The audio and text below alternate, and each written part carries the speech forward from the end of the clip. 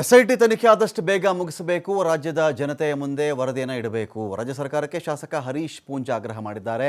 ಷಡ್ಯಂತ್ರದ ಹಿಂದೆ ಯಾರಿದ್ದಾರೆ ಅಂತ ಡಿಕೆಶಿ ಅವರೇ ಹೇಳಬೇಕು.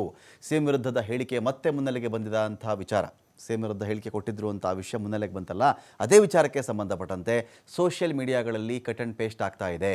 2023ರಲ್ಲಿ ನಾನು ಮಾಡಿದ್ದ ಆರೋಪಕ್ಕೆ ಅದನ್ನು ಉಲ್ಲೇಖ ಮಾಡ್ತಾ ಇದ್ದಾರೆ. ಸಾಮಾಜಿಕ ಜಾಲತಾಣದಲ್ಲಿ ಯಾವುದನ್ನು ಬೇಕಾದರೂ ಓದಬಹುದು, ಬರೆಯಬಹುದು. ಯೂಟ್ಯೂಬ್ ಚಾನಲ್ಗಳಿಂದ ಮಿಸ್ಲೀಡ್ ಆಗ್ತಾ ಇದೆ. ಸರ್ಕಾರ ಇದನ್ನು ಚೌಕಟ್ಟಿನ ಒಳಗಡೆ ತರಬೇಕು. ಈ ಪ್ರಕರಣದಲ್ಲಿ ನನಗೆ ಕೋರ್ಟ್ ಜಾಮೀನು ಕೂಡ ಕೊಟ್ಟಿದೆ ಅಂತ ಹರೀಶ್ ಪೂಂಜಾ ಹೇಳಿದ್ದಾರೆ.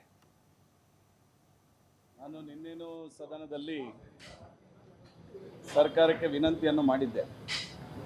ಈ ಪ್ರಕರಣದ ಮೂಲ ಇರತಕ್ಕಂಥದ್ದು ಸೌಜನ್ಯ ಹತ್ಯೆಯ ಪ್ರಕರಣವನ್ನು ನ್ಯಾಯಾಲಯದ ತೀರ್ಪಿನ ನಂತರ ಇದನ್ನು ಮರುತನಿಖೆ ಮಾಡಬೇಕು ಎನ್ನುವಂಥದ್ದು ಆಗ್ರಹವನ್ನು ಮಾಡಿದ್ದೇನೆ.